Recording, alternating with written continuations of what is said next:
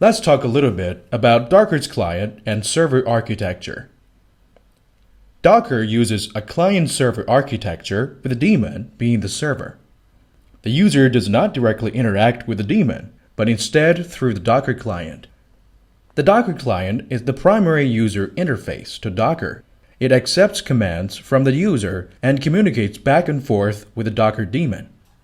There are two types of Docker clients: the typical command line client and Kidmatic, which is a Docker client with graphical interface.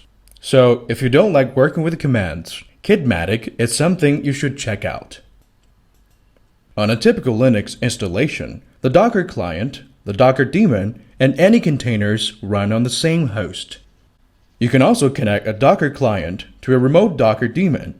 We will cover more about this later. But you can't run Docker natively in OS X or Windows, because Docker daemon uses Linux-specific kernel features.